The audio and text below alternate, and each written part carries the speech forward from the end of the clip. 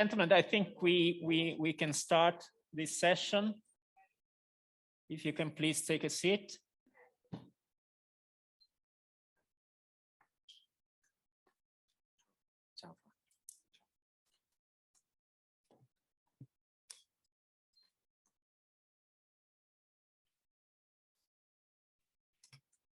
Okay. So good afternoon, everybody, and good morning from those who are connected online, and welcome to this session. My name is Luca Maestripieri. I'm the director at the Italian Agency for Development Cooperation, and I'm very pleased to welcome the distinguished speakers here in the conference room and joining us online from different continents. We will begin today's session 4, whose topic is leaving no one behind, ensuring inclusion, protection, and participation. The dire human and social impacts of inequalities and exclusion have come into sharp focus, particularly throughout the pandemic. Inequalities in multiple dimensions pose severe risks to social stability and sustainable development. It is more urgent than ever to address them in a structural, multi-pronged way. In this session, we will consider the progress and policy innovation during the past 2 years in establishing universal social protection systems and engaging persons in vulnerable situations in decision-making. We will also discuss ways to accelerate gender equality, promote a greater engagement of women in all spheres of decision making, and realize commitments to young people and future generations, among others. To address these issues, we have several excellent panelists. I kindly ask speakers to limit their intervention to 5 minutes. And I'm pleased to start by introducing Mrs. Sarah Hendriks, Director of the Policy Program and Intergovernmental Division of UN Women. Mrs. Hendriks, the virtual floor is yours.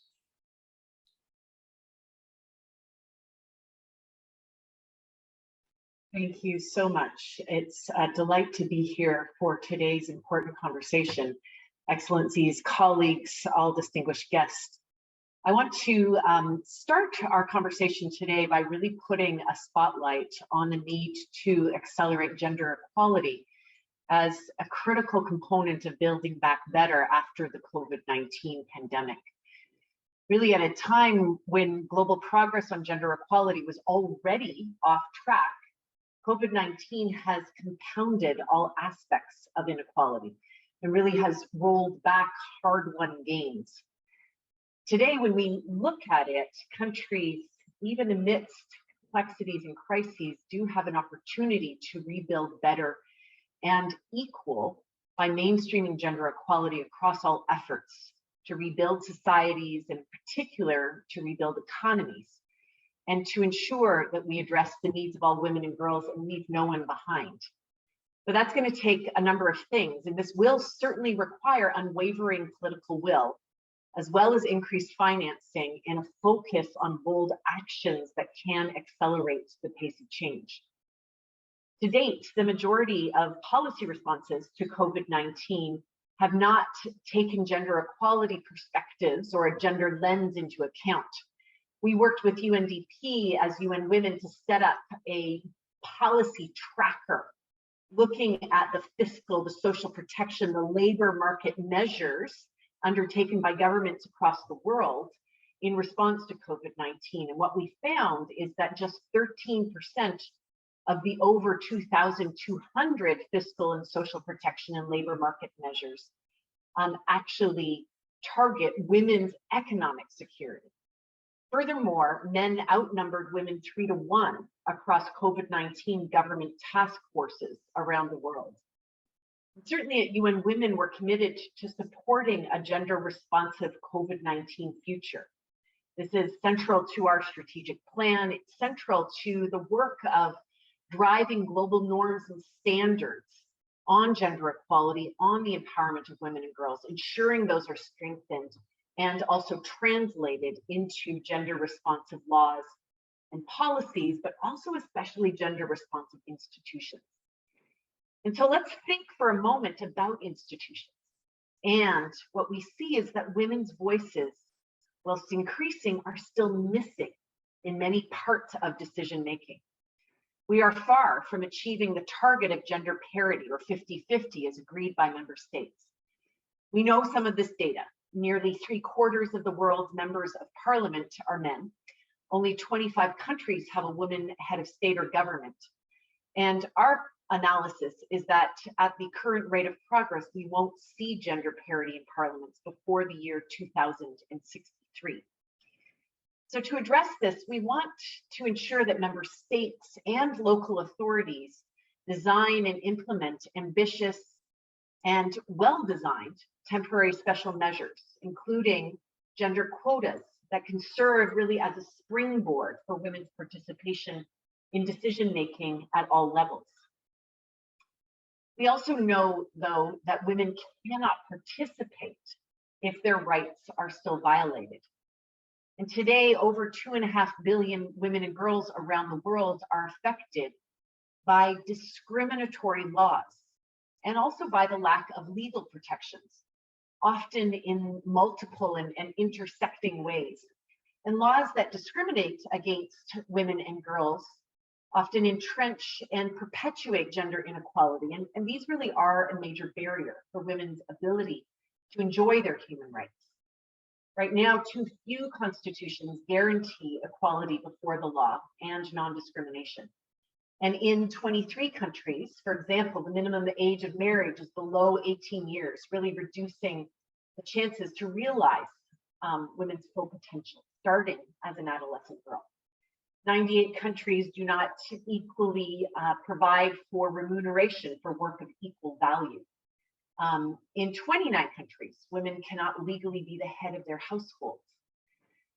UN Women works with the World Bank Group and with the OECD Development Center for Sustainable Development Goal Indicator 5.1.1 as a co-custodian. And we've seen some member states take really good steps to put in place legal frameworks that promote, enforce, and monitor equality and non-discrimination. But there is much more progress that is still needed. And one of these areas of progress is on violence against women and girls. This is prevalent across all regions. When we look at the data, we see an estimated 736 million women, almost 1 in 3 that have been subjected to physical or sexual intimate partner violence, or non-partner sexual violence, or both, at least once in their lifetime. There's at least 155 countries that have passed laws on domestic violence, and 140 have legislation on sexual violence in the workplace. And those are great gains to be celebrated. But nevertheless, challenges remain in enforcing those laws and driving forward implementation. And some of that is due to gender discriminatory norms or to a culture of impunity that remains a barrier for addressing violence against women and girls in concrete ways. And certainly, UN Women with partners seeks to implement evidence-based and practice-based approaches to prevent violence against women and girls. There are partners around the world who are doing this through engaging men and boys, through promoting positive social gender norms, but also through working with and through institutions to ensure that those are focused on addressing negative gender norms that are embedded in institutions, including through justice sector reform, police sector reform, to strengthen accountability and also to address underreporting of violence cases. We really believe that only when women are safe from violence, when accountability is ensured, that we can then have fairer, more inclusive, and more responsive decision-making of women at all levels. As I close, just to remind us all, and I think this doesn't need a reminder, that right now the world is facing too many complex problems, so many crises. And certainly we simply cannot afford for half the population to be marginalized in decision-making processes that impact everyone's lives and futures. And that's inclusive of women's voices at peace negotiating and peacemaking tables. So in conclusion, I just want to acknowledge that violence that women are currently suffering in places like Ukraine and in other conflict settings, and to really recognize the courage that women government officials, women's organizations, but also media representatives are showing while continuing to serve their communities and countries. We know that the war in Ukraine must stop, and we also know how important and critical this is to ensure human rights for all. Thank you so much.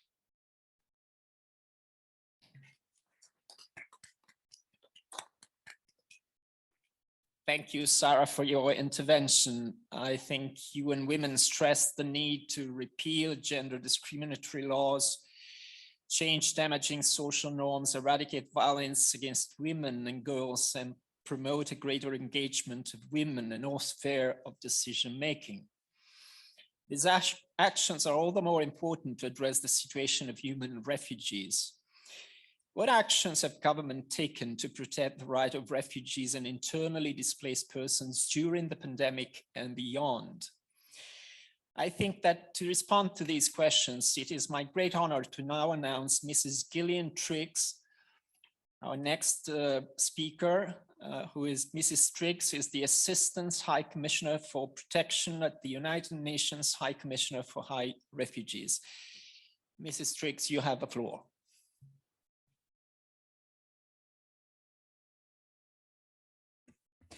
Thank you very much, Chair, and Excellencies, colleagues and fellow panelists. The key words in the Sustainable Development Goal number 16 are inclusive societies, because inclusion at the UN Refugee Agency goes to the core of what is needed to protect refugees, asylum seekers, and people who are stateless. We've seen time and time again that inclusion is protection. The COVID-19 pandemic has shown, as almost no other crisis can, the importance of inclusive, collective, and concrete measures to protect the most vulnerable. And indeed, other words in the Sustainable Development Goal 16 are access to justice. And Sarah has made this point. The access to justice concept rests on legal rights. And COVID has, tragically, of course, exposed both the strengths and weaknesses of equitable access to those rights, and in particular to protection. And of course, to quote the Secretary General, in this interdependent world, the COVID pandemic shows us that no one is safe unless everyone is safe. And that is why taking a human rights protection approach, we wouldn't be surprised that of the rights that have perhaps most carefully and successfully been protected during the health pandemic have been those rights of access to primary health care. It's been a mixed picture in some other areas of rights of refugees and stateless people, but in the context of health, we've seen a much more successful picture. The most recent figures that we have at UNHCR show that 95% of refugees have had access to primary healthcare facilities. There are many, many examples, including Belgium, France, and Turkey. In many other countries, COVID-19 testing-related treatment has been available without charge. The governments of Peru, Nepal, Chile, Albania, and Colombia have affiliated refugees and migrants to the health systems for testing and treatment. But overall, there remain barriers for refugees seeking healthcare. And this comes back to a point that I will return to in a moment more generally, but that is that many healthcare centers and hospitals ask refugees to present proof of identity, their ID cards for themselves and their children to access those services. And all too frequently, refugees, asylum seekers, and most particularly those who are stateless are not able to produce those documents. So that has proved to be a practical consideration. But the second aspect of rights that I'd like to look at concerns border closures in the context of COVID. And this has been unprecedented. We have seen fundamental refugee rights significantly restricted as a consequence of COVID, where at one stage, 195 countries closed their borders at some point to asylum seekers and refugees. This has had a significant impact on the capacity of individuals to claim asylum, which of course is a fundamental human right and a right protected under the Refugee Convention. By December last year, nearly 50 countries closed their borders, making no exceptions whatever for refugees. And that, of course, is very, very distressing. There are other examples of deportations and pushbacks at sea under the guise of the health measures. We have a rise in trafficking. We have a rise in xenophobia. Education has not been available to refugee children, and girls in particular are not returning. As Sarah has said, we've had significant rises in gender-based violence in the context of COVID, but we have had significant adaptations through remote technologies and through different ways of delivering services. And we've seen that across the world, a very mixed pattern, but one in which many countries have been willing to take innovative approaches to using technology, extending visas, giving residence permits and work permits to refugees during the context of COVID. We, of course, have seen disproportionate impacts on all marginalized people as a consequence, but one of the most marginalized are people who are stateless, because during the COVID pandemic, civil registration services and birth registrations have been denied in some cases, but certainly significantly lower amongst vulnerable populations, in particular those who are stateless. So perhaps if I could sum up by saying we've seen a mixed picture from the point of view of fundamental rights. Access to health has been a positive element, but in other areas, we've seen very significant declines in access to those rights. We've seen pragmatic solutions, the use of digital technologies, and we've seen some very generous responses by some countries, but we have a great deal more to do. So in summary, can I say that we hope that the momentum for the inclusion, this critical word inclusion, is maintained as the pandemic subsides, so that the notion of inclusion is maintained to protect all vulnerable people with the conflicts that continue around the world, including, of course, the war in Ukraine. So we hope then that the momentum is now being stimulated so that the norms in the Sustainable Development Goal 16 can be realized globally. Thank you very much.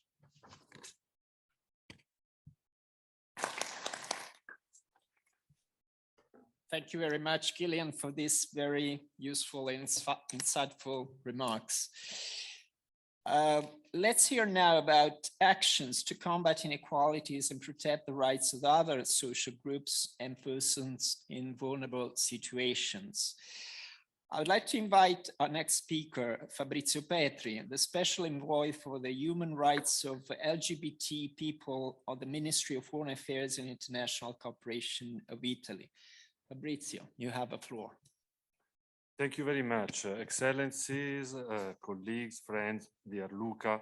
Thank you so much. I'm, of course, particularly happy to be here today to discuss in this panel a key fundamental point, because for sure, without inclusion, protection, and participation, these are keys to resilient democracies, keys to balanced and just development.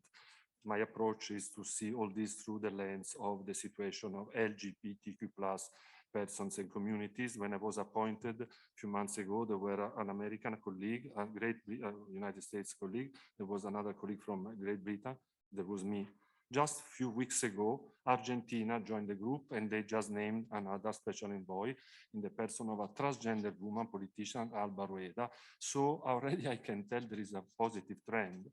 And there is need of this positive trend, because we know, everybody knows, I don't have to repeat, we all know the situation is extremely complex for LGBTQ+ persons in the world. 70 countries still criminalize, some of them have death penalty, but the pandemic has even created an aggravation. We know United Nations have clearly made the point that there is a disproportionate effect on LGBTQ+ persons. So, but now I would like only to give some inputs from my experience in the last 5 months. I've traveled a lot, and I have 3 points to make. Let's see if I can add some, to give some concrete points. First, we know that the fundamental is the dialogue with civil societies.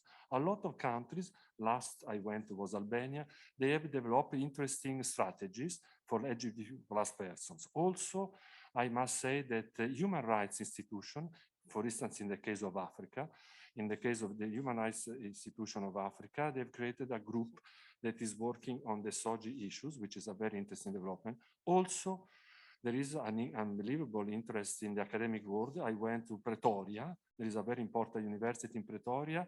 In the Faculty of Law, they have a SOGES unit, which, let me tell you sincerely, can help establish a sound relation with local cultures, traditions, and foster a more balanced dialogue between the global south and the global north. I must say that the work that they are doing in the University of Pretoria is quite remarkable. So I think this is my first point, that everybody, starting with the international organizations, should do really more to involve civil society, LGBTQ+ civil society, through asking countries to do more strategic plans, national action plans, using the Universal Periodic Review to foster this.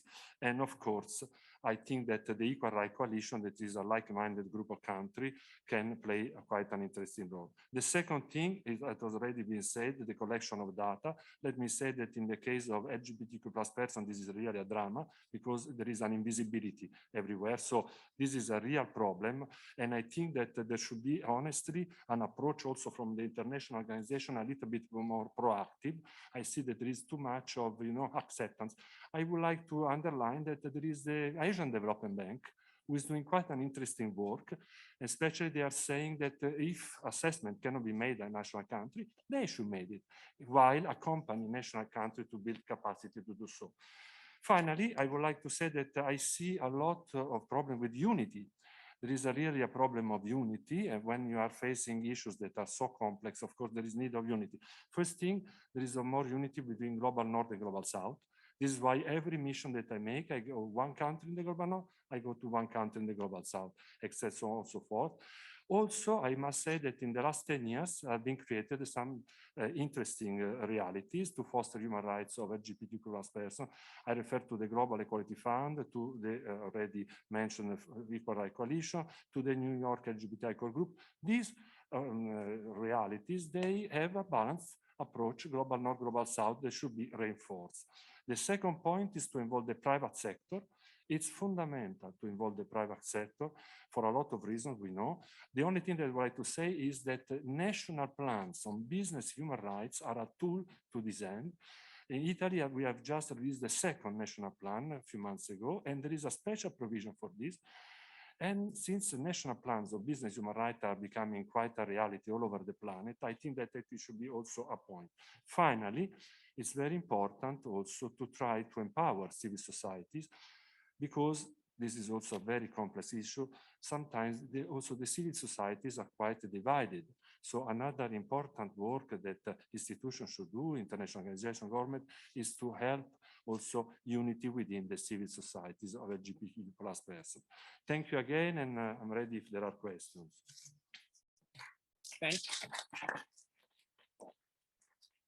Thank you very much, Fabrizio, for sharing your insight and letting us know the activities you're carrying on this very sensitive and important matter.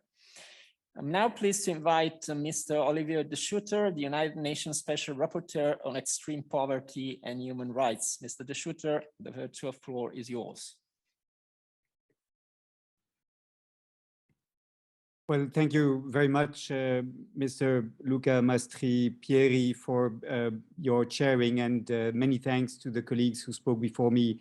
I think providing a very impressive and interesting set of perspectives on how we can build back better, leaving no one behind, and how principles of inclusiveness and participation will be key to the effectiveness of the response we provide. As Special Rapporteur on Extreme Poverty and Human Rights, I was, of course, like all of us, very impressed by the efforts put by all governments in all regions into trying to support the populations impacted by the crisis and trying to cushion the crisis for the most vulnerable, the most marginalized groups within the populations. of course, with very different means, depending on the countries concerned.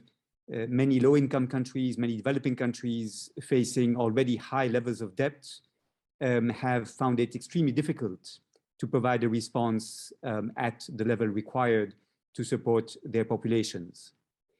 If we look at the range of measures that were adopted in the field of social protection in response to the crisis, the figures are quite impressive if we focus on the number of responses provided as documented, for example, by the ILO.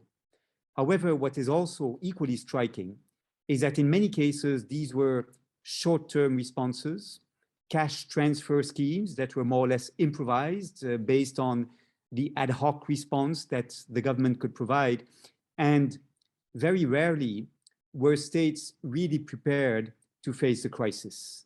They have often been facing the circumstance that social registries were not up to date, that the social protection systems were not sufficiently protective, covering as they should all the population in a life cycle perspective, from child allowances and maternity benefits to old age pension, and including unemployment benefits and disability allowances inter alia. And many countries were taken off guard. The responses they provided were short-term, with limited funding, often leaving behind a number of important groups within the population, simply because the social protection system did not have the capacity to respond as they should have to the amplitude of the crisis.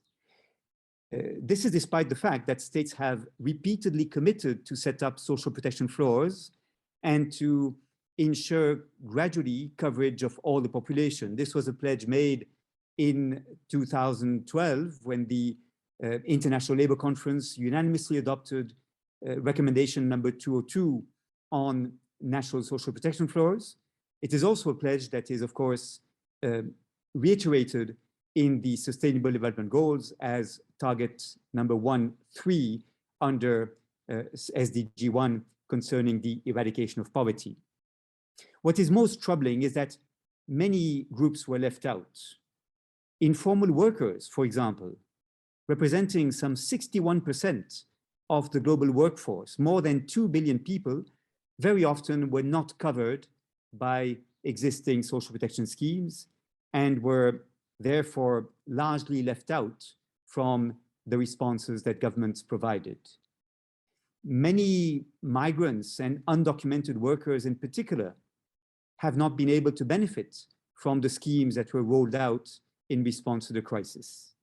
And even more troubling and even more worrying from my perspective is that people in poverty were often forgotten from the responses of governments. Of course, nominally, these are the people that should be, as a matter of priority, protected by the social protection response. But in many cases, these are precisely the people who are least well equipped to overcome the bureaucratic hurdles that were imposed for them to be able to benefit from social protection measures. They lacked the documentation required.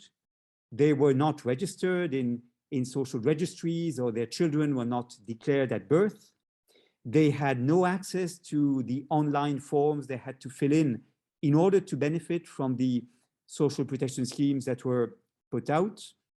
They were often digitally illiterate and not able to therefore comply with the requirements of the system, or they feared to contact social services because they feared that the children would be removed from the family, or because they were traumatized by past experiences with social services, or simply they feared the stigma, the shame of claiming support from the government.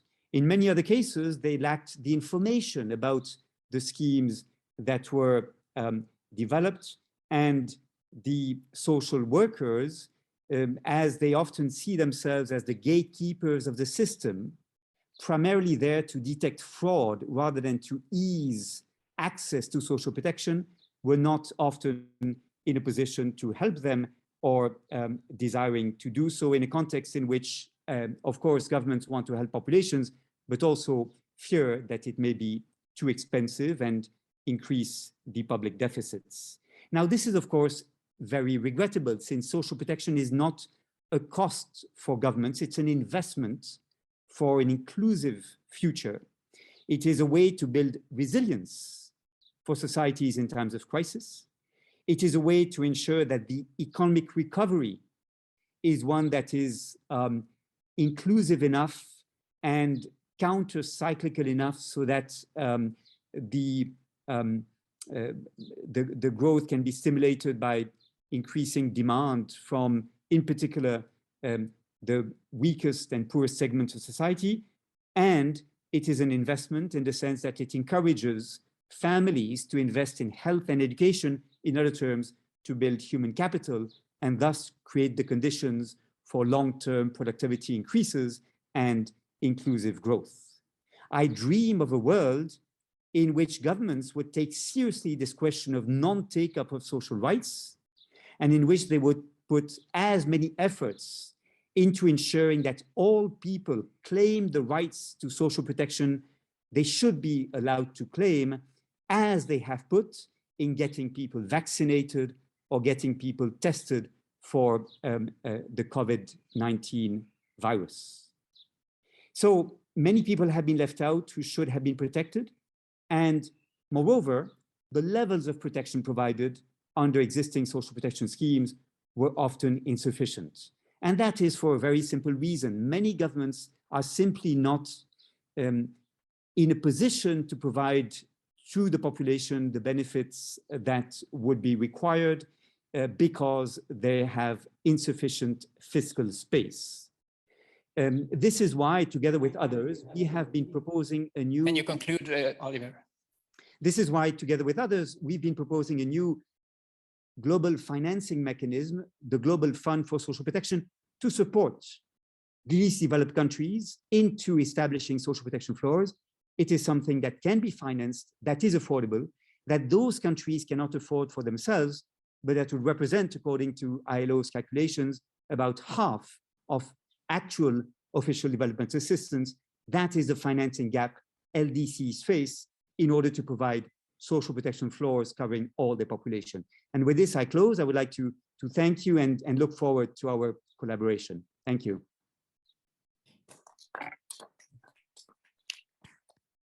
Thank you very much, Oliver, for this very passionate and very important remarks. I now have the opportunity to, I've been given some questions that were raised on the internet, and maybe I also can ask the audience here present in the conference hall if they have some questions for the next discussants. So I'm going to read now the first two questions and then maybe ask some of the people here if they have other questions to pose for our further discussion. So the first question I have is, what measures have been taken to sustain and enhance access to services, education, health, internet, and energy, and resources, jobs, food security, assets, finance to vulnerable social groups during the pandemic? Another question I was given is, what lessons can be drawn from measures that have effectively promoted gender parity in decision-making in public administration and combated gender discrimination in law and practice since the onset of the pandemic? I don't know if there are others who may want to raise hands, please. My question is and more a reflection for the lady from UN Women. I'm Somali, Hibe Yassin from Ida, in a situation where there is a deteriorating human rights situation, like Somalia, arbitration, arrest, etc. There is the need of flexibility. There is no, when you talk about, I heard the lady from UN Women, she was talking about the quota issues, but also when you have all these situations, you can't stick only with quota issue. the issue she mentioned, the lack of legal protection. When you don't have a legal protection that is protecting women and children, you can't come and have your quota issue. It becomes ridiculous in a situation where our sexual offenses bill was ridiculed. We were sent to hell. We were bullied because our SOB 2018 in Somalia had also cyberbullying, where women, when they start talking about their rights, they are bullied, etc. The formula of women quota cannot work in Somalia. I will mention something I sent. I'm not very diplomatic, sorry. I sent a year and a half ago an email to the SRG on Somalia, James Swan, telling him I will come to the meeting to discuss, and I want to give you the benefit of the doubt. But 30%, talking about 30%, when women are denied their basic rights, where the age of consent in Somalia is being lowered to 18, from 18 to 15 or 14, we can't talk about quota. If I was part of the people who brought in 2016, 26% of the quota. In January 2021, I told this cannot work in Somalia. Today, we have 16%. We dropped 10%, but we don't have a law. The child right law is not there. Somalia was a signatory of the CRC. CRC 2 years ago or 3 years ago could have saved us to pass several progressive laws. But this formula was not used by UN Women and the UN to support our cause. And the leave no behind left us behind. This is a comment for her to think about, that every country has another approach to be. In Italian, we say paese che vai, usanze che trovi. That was supposed to be done in Somalia. And today we have to start again. Thank you. Thank you for these remarks that will be taken up by further discussion. I don't know if there are other who wants to make comments or raise questions. If not, I say that we continue with our next speakers, and I have on my list now Mrs. Isabel Ortiz, who is the director of the Global Social Justice Program Initiative for Policy Dialogue at Columbia University. And Mrs. Ortiz, you have the floor. Thank you very much. Social protection or social security is a human right, and countries have been advancing towards universal social protection with adequate benefits. Still, half of the world population, 4 billion people, don't have any access to social protection. So there is a lot to be done. Now, during the pandemic, social protection as well as health did receive a lot of investment by governments in more or less well-done basis, as my colleagues were explaining. But I would not like to speak about the pandemic. I would like to speak about today. So in the extraordinary expenditures that governments had in 2020 and 2021 had left governments with large debt and fiscal deficits. And governments are resorting to the standardized orthodox solution, which is austerity cuts. Now, this is very important to the topic of our conversation, because just today, as we are speaking, 159 countries are starting to cut government expenditures, public expenditures. And which ones? For that, we have been reviewing hundreds of IMF reports to see where are the cuts coming. And the first cut is going to be to target better safety nets. That means if before the safety net was this size, now it's going to be reduced much more for cost savings. So people that might be vulnerable and low income, but perhaps not the poorest, are going to lose the income that they were receiving because of these fiscal pressures. The second most common austerity measure taken by governments is to cut the number and salaries of civil servants. Now, if I remind you, the majority of civil servants work at the local level. We're talking about teachers, health workers, people working in water supply, sanitation, garbage collection. Cuts in their numbers or the salaries, leaving them, with necessity to do other jobs, is going to have very negative impacts on the lives of people and in social inclusion, which is the topic of our conference. A third common measure is reforms to pension systems with a view to sustainability, so we can expect, and when I was director of ILO, we proved that pension reforms have been leading to significant cuts to pension benefits for the elderly. So what we're going to find again is that people that are vulnerable and in need of a dignified, transfer are going to have that reduced for cost savings. And other measures are cuts in subsidies, including not only fuel, but also food and water subsidies, as well as labor flexibilization reforms. So I really need everybody's attention into this, because you see, this is completely contrary to the spirit of the SDGs, that requires more investment in all these areas. Now, I have some good news today, and the good news is that all these cuts are not necessary, because there are alternatives. There are financing alternatives even in the poorest countries of the world. There are 8 financial options, 8, that have been fully endorsed by the international financial organizations, by the United Nations, and you can find more details if you're interested in publications by ILO, UN Women, and UNICEF on fiscal space for social protection. Now, these 8 options can be done. It's just that governments need to take the effort. Instead of doing cuts, go for and having a very tiny budget for public services and social protection. Governments need to make the effort to expand the budget and bring more resources.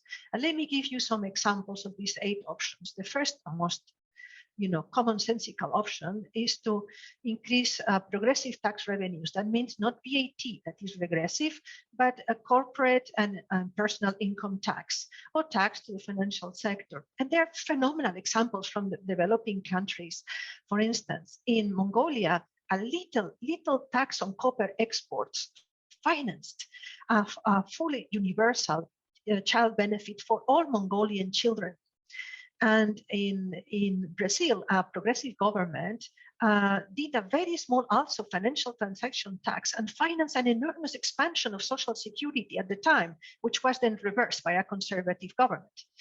And so we have many examples like that in all these options. And their 8 options are, yes, increasing the revenue, but others are increasing the formalization of informal workers in the informal economy with good contracts and contributions to social security, fighting illicit financial flows, which are much larger than ODA, restructuring debt, that is a very important message, a very important topic today, reallocating public expenditures,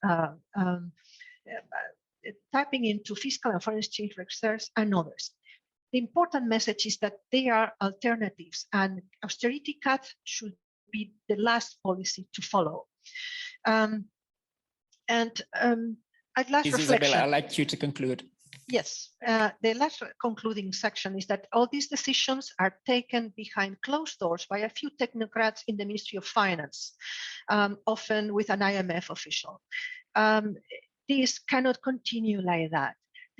These decisions affect the lives of millions of people, so they must be decided in a national dialogue, openly debated in parliaments. And this is something very good that we can achieve here today. Demand that these decisions are actually debated publicly, so they really decisions in expenditures and financing contribute to the prosperity and the inclusion and protection of all citizens, as is part of SDG16. Thank you.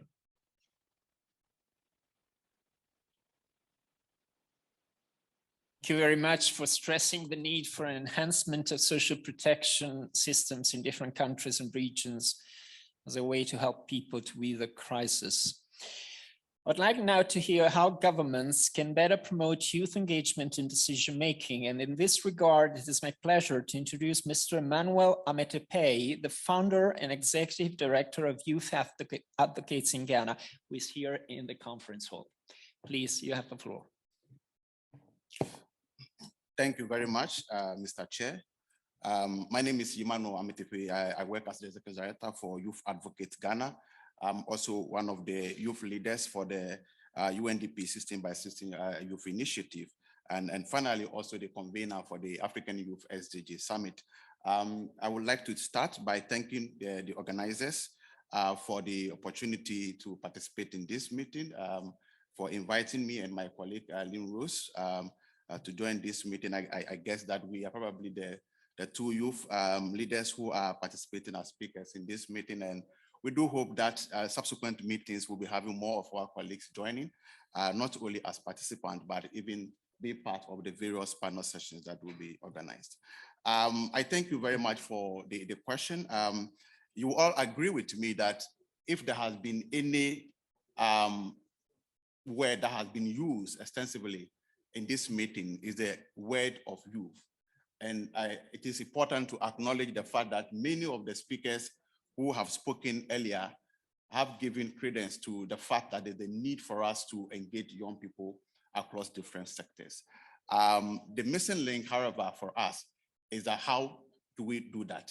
And this is a question that has been bothering many institutions and many young people, even as to how do they engage with government, how do they engage with government programs, how do they engage with the various mechanisms that have been put in place, especially around the review and accountability of the Sustainable Development Goals. And I know that this is a missing link that many of you will also like to reflect on within your own organizations. How are you ensuring meaningful youth participation in your own programs, in your own interventions that you are implementing in response to the COVID-19, the SDGs, and all the other programs that we have. In our work, we have learned some lessons over the past years, and we're very much happy to share some of the things that we feel are very much critical if government and indeed all of us are to succeed in engaging young people, not only in Africa, but across the world, even as we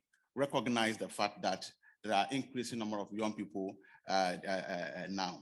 There are three main things that I would like to mention and address. The first has to do with promoting the full, meaningful youth participation in local, national, regional, and global processes. And you will agree with me that the lead up to the adoption of the SDGs was something that we saw the active role of young people. And indeed, that was the moment that for me as a young leader at the time, I saw myself actively engaging in sustainable development.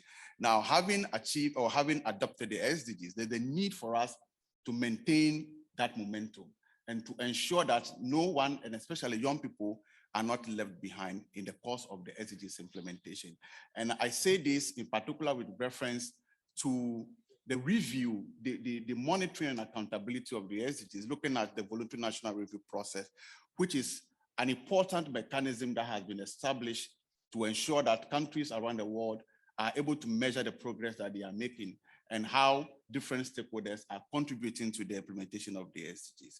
Now, one of the most important stakeholders in this regard is the youth, young people, because we know that the SDGs impart young people from different sectors, from different aspects of their lives, education, health, and all the issues that have been addressed here are issues that have severe dimensions on young people. In 2019, when Ghana reported for the very first time on the SDGs, on the voluntary national review, we participated by way of engaging in the consultative process, mobilizing young people's participation in the process. But this year, Ghana is reporting again, and one of the things that we are doing, which is a step further, moving away from just bringing young people into the room for consultation, but deeply engaging them and deeply empowering them to be key actors and influencers of the SDGs. And that is to say that we are working with the National Development Planning Commission to have for the very first time a youth SDG report. And this report is expected to document the contributions that young people are making to raising awareness towards implementation of the SDGs in their own communities and the kind of innovations that are emerging as a contribution of young people to the SDGs. We feel that this is very much important because it's not only documents their contributions, but it recognizes young people and youth leaders as key actors and contributors to the SDG. And we feel that this is really an important example that other countries, being in Africa and around the world, can adopt to ensure that we are not only engaging young people as participants, but we are recognizing the role and the contribution that they bring to the implementation of the SDGs. Another thing that, in my view, is very critical, and again, for national government, for the international communities and other development partners to consider, is that we must acknowledge the fact that there are emerging innovations that are being led by young people. Innovations around technology, education, healthcare, security, that are very critical to addressing some of the challenges within our communities. And there's a need to scale up those innovations. And I must say that in 2017, for instance, Youth Advocates Ghana hosted a very maiden African Youth SDG Summit, which is a regional platform for engaging young people on the SDGs. And one of the important things that we have done since then is to have the SDGs Innovation Challenge, where young people can come together to co-create solutions and come up with innovative ideas to address the SDGs. There's the need for government, there's the need for international communities, development partners to come alongside young people in this regard, build partnership, and strengthen that kind of innovation that they are creating in responding to the SDG. So I think that in concluding, a lot of things have already been mentioned earlier on, but I think that there's a need for us to invest in the voice, in the power, in the agency of young people from across different sectors, and also as individual organizations reflects on how we are engaging young people within our own programming, within our own activities. What kind of resource allocations do you have for youth organizations or for young people to engage with you, for instance? These are very critical, and I thank you for your attention.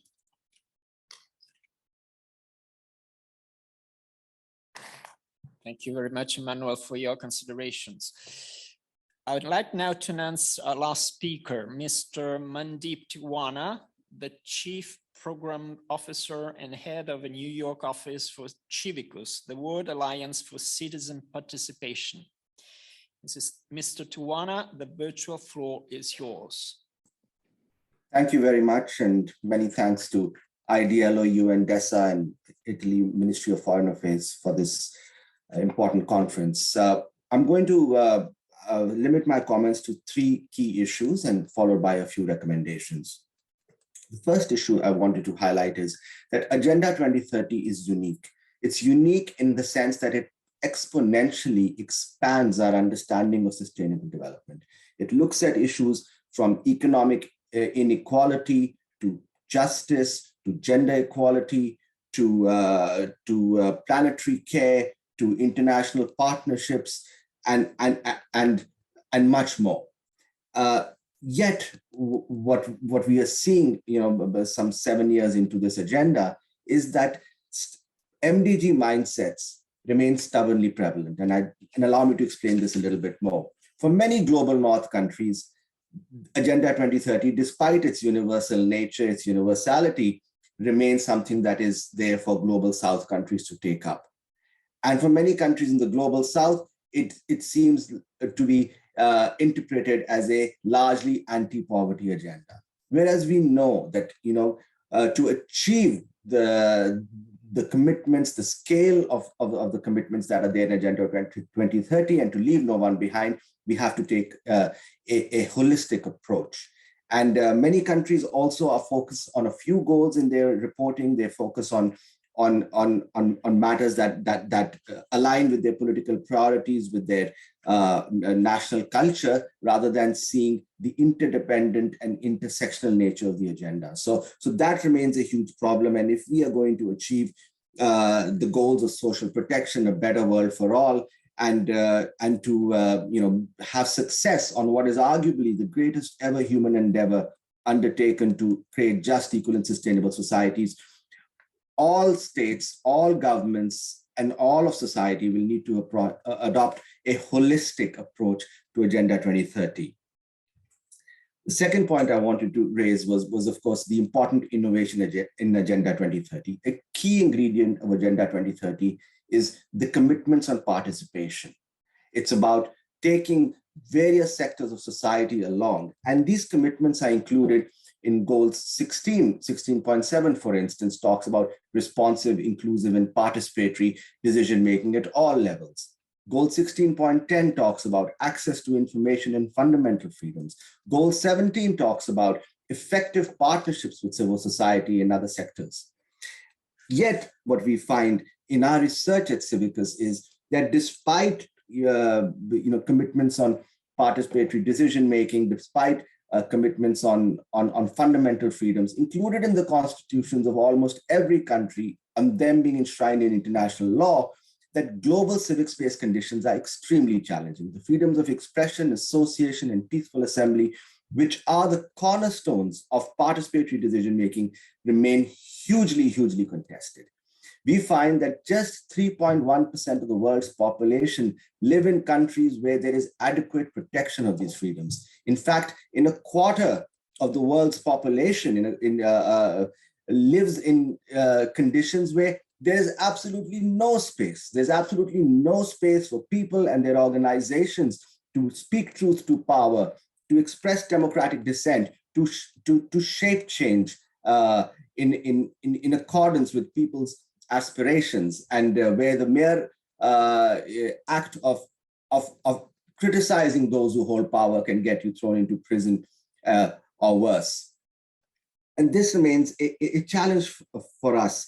And we've also seen that this also is a great impediment to robust partnerships with civil society to enhance social protection flows, to advance gender equality, to ensure that everyone is taken along in the development discourse. And as we've seen more recently, it also impedes the rules-based international order that we seek to support through Agenda 2030, as we've seen with the violation of Ukraine's sovereignty, that countries that have better state civil society relations, countries that have better civic space as a group, have tended to vote at the UN General Assembly in accordance with principles to uphold the sanctity of the UN Charter. So in fact, the UN's very purpose, the UN's very sanctity is very, very closely linked to civic space conditions, to how governments engage with civil society partnerships.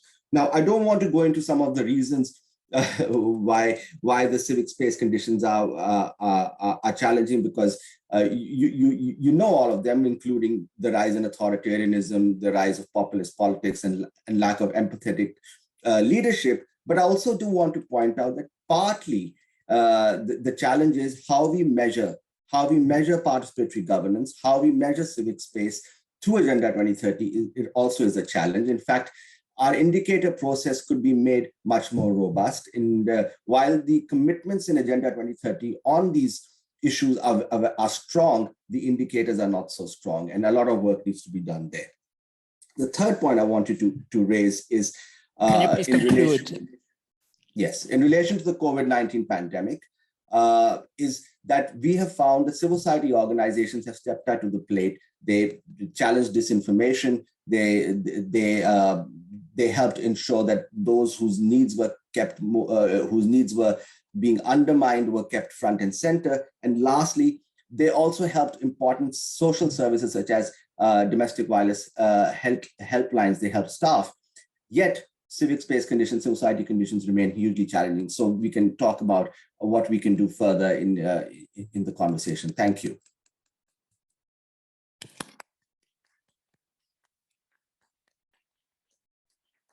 So we are going to the conclusion of this panel, but before that, and before passing the floor again to our distinguished discussants, I will also want to read other questions that in the meantime I received, so that our further discussion will pick up some of the questions raised by the audience. Another question that I got is, throughout history, there is talk of the need to combat poverty, but every day there are more and more people in deep poverty. Is there a problem with the effectiveness and responsiveness of policies? Another question, how can growing inequalities be addressed concretely now and post-pandemic? What lessons have been learned during the pandemic about the impact of social protection systems on people's ability to weather crisis in different countries and regions? And the last one, how have governments managed to maintain and strengthen data collection to inform assessments of inequality? I don't know if there are others in the room here that want to raise their hands and pose questions.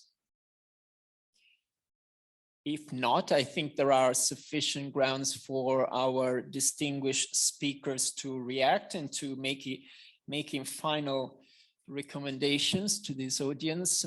And I would now pass the floor again to all of them. And I will start with Sarah Hendriks. And I would like to want all of them to stick to not more than 1-2 minutes. So very quick reactions to the questions and to the comments that were made earlier. Thank you.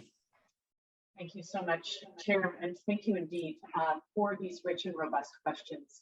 There was a question about what are the lessons drawn from measures that effectively promoted gender parity in administration, in public life since the onset of the pandemic. And actually, UN Women undertook some research really looking at lessons about women leaders during the pandemic and their response to the pandemic, and we saw some patterns that emerged. Number one was that women leaders seemed to communicate directly and regularly with citizens while projecting calmness, compassion, and empathy. They communicated facts, but also sought to gain trust amongst citizens. They took quick and decisive action to contain COVID-19, including at the national level by heads of government who were women. And there are examples of women executives or women in top positions driving frequent testing programs during the pandemic. And they prioritize socially inclusive policies. Moving forward, I think there's some lessons learned here, and 3 that I've pulled out. One is that we must level the playing field and expand the pool of women ready to lead.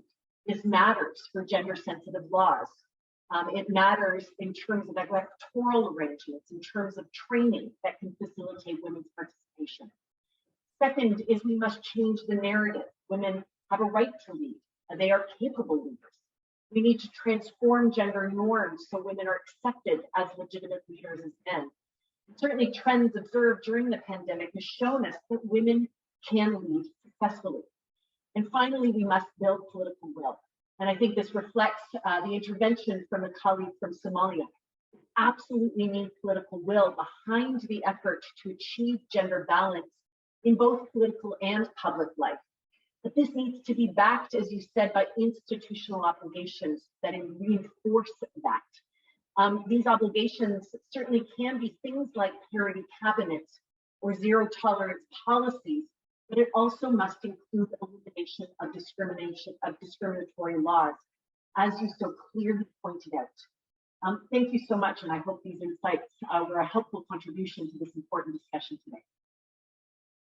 Thank you very much. And now I pass the floor to Gillian. Gillian, if you have to respond to some of the questions or make comments. Well, thank you very much, everybody. I think the discussion and the points raised have been extremely interesting. And the one that I'd just like to start with is that by Olivier De Schutter, because I think he made an interesting point about the ad hoc nature of responses to the challenges that we have.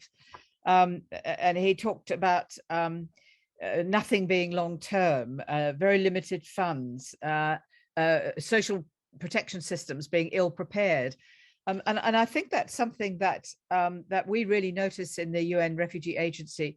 There's a tendency to be highly reactive, and that we have not understood until COVID just how fully interactive the world is. And how fully engaged with each other we are, and that we have to invest more in those systems, protection systems, rather than the ad hoc quick fix kinds of approaches that we're so good at, but which don't actually deal with root causes.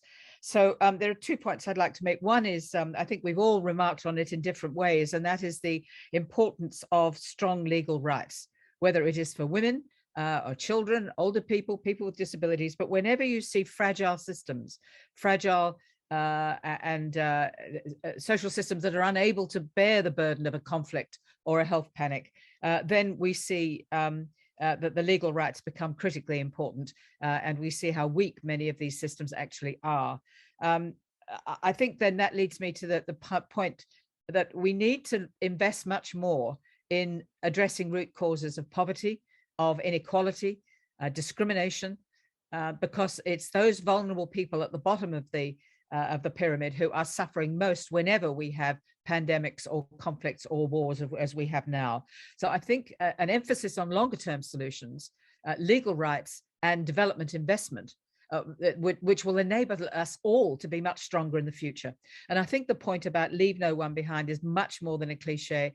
We cannot, if we leave certain groups in the community and globally behind, then it will inevitably rebound on all of us. We are so interconnected, and that will continue, I think, in the future, and perhaps is a good thing for reminding us of our humanity and our need to respond to these problems jointly. And I'll finish by saying that, of course, is the message of the Global Compact on Refugees, and that is the equitable sharing of responsibilities. And I think that notion of equitable sharing is one that that is critically important to all of the discussions that we've been having today about the importance of the Sustainable Development Goals. So thank you very much indeed.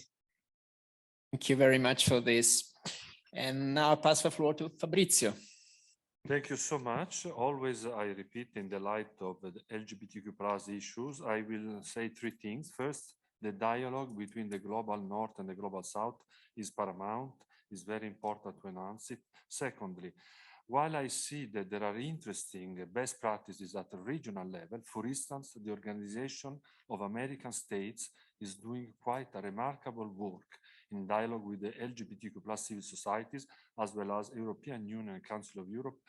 I must say that globally, which means especially at the international level, global level, United Nations, for instance, there is less, unfortunately, inputs in this. So I hope there will be more. Of course, there is need of political will everywhere, but that is another point. But the third thing I would like to repeat is the involvement of the private sector. A lot, maybe all of the big enterprises, they have diversity management, managers inside their companies. The point is to make them understand that they should do more also outside. And also, and this is a point that I'm making in every encounter that I have with all the big companies, they should use their money also to help those in need. Also, few small programs can help, really a great deal. So these are my points. Thank you. Thank you. And now I'll pass the floor to Oliver. Well, thank you. I would like to make 3 remarks, 3 sentences. The first one is that if we are looking for guidance as to how to reconstruct in a way that is faithful to the promise of the SDGs, one good place to start is the Feminist Plan for Sustainability and Social Justice that UN Women presented in September 2021. I think it's a remarkable blueprint for valuing care, for empowering women and ensuring that women seize the opportunities of the green jobs that the ecological transition shall create in order to further their economic empowerment. And I think it's a very important point, which I say after having listened with great interest to what Sarah Hendriks has mentioned, in addition on gender equality and women's rights.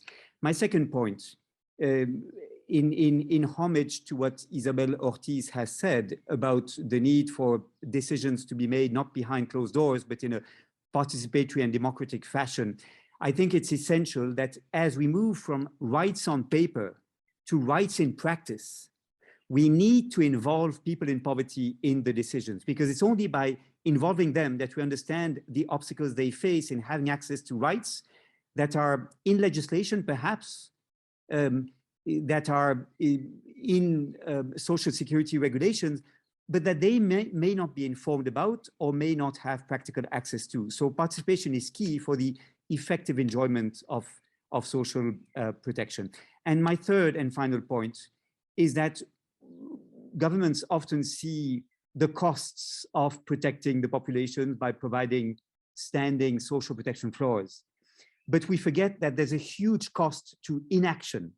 It is much more expensive to remove children from poverty once they fall into poverty and to compensate for that than to prevent poverty in the first place. And I think we should be aware of the huge waste of public resources that results from not investing enough in social protection. Many thanks. Thank you. And now I pass the floor to Isabel. Thank you very much. Actually, they have been very interesting interventions from all the speakers, and they all somehow complement each other. So perhaps just to add to what my colleague said, actually, and picking that question on poverty, why poverty keeps increasing. It's actually not poverty increasing, what is increasing is inequality. But anyway, it's important to realize governments are not opposed to reduce inequality or to expand education or many others. Of course, they all want to do it, but they say that they have many competing pressures and budgets are very small. So that decision on financing, it is very important that we keep bringing it to the public, because it's not to say that you cannot do things for inequality or for the right to education, for the right to social security, because there is no budget. This is a wall full of money, a wash of money. And the thing is, it's just badly distributed. So we need to think on formulas in which public administrations are strengthened to do their functions, to implement, and with the idea to implement human rights at the core of public administrations. And that's when things will really change. Thank you. Thank you. Emmanuel, please. Thank you very much. I would like to conclude by saying that there's a need for us to put actions before words. There are so many commitments that we have made, but now is the time for us to go out there and make sure that these commitments are actually actualized. In doing so, we have to look at it from the lenses of the pandemic, and especially what it has taught us in relation to responding to young people's needs. And we know that the issue of lack of access to job opportunities for young people is increasingly becoming a security issue, and the need for more intervention around creating opportunities for young people in that sector, and also the disruption in educational sector for young people. Many have dropped out of school. What are the interventions? What else can we do to ensure that we can secure the future of our young people? I want to thank you very much for the opportunity. Thank you. Now I give the floor to Mandeep. Thank you. And just wanted to pick up on the issue of poverty and inequality. Well, the simple answer is monetized access to public services. Governments collect direct and indirect taxes from people. In exchange, they're supposed to provide services. But governments have been outsourcing this basic function to the private sector.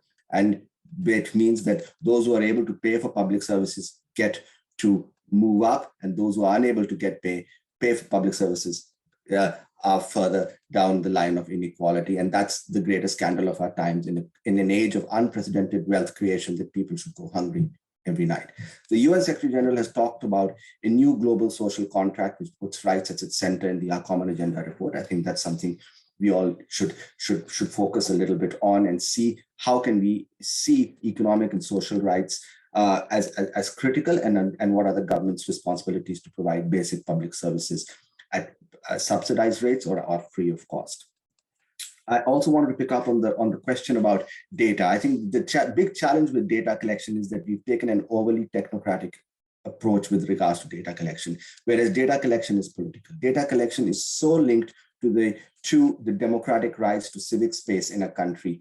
and we've had lots of data conversations which have been divorced from political rights in a sense. So if there's no civic space, if there's no democratic rights, the integrity of data is put into question if there's no independence by those who are able to collect data and by civil society and the media to be able to challenge that the data that's being collected by government sources. So I would say there's a real important need for us to focus on in guaranteeing independent institutions, guaranteeing the independence of civil society on that. And here I just want to also focus that on the UN guidance on civic space. There's the UN guidance on civic space, which talks about protection, participation, and promotion of civic space, where UN offices, where UN regional coordinators and others can engage with governments and see how the civic space can be better protected. And also, I think it's high time that we start to see how can we get better integration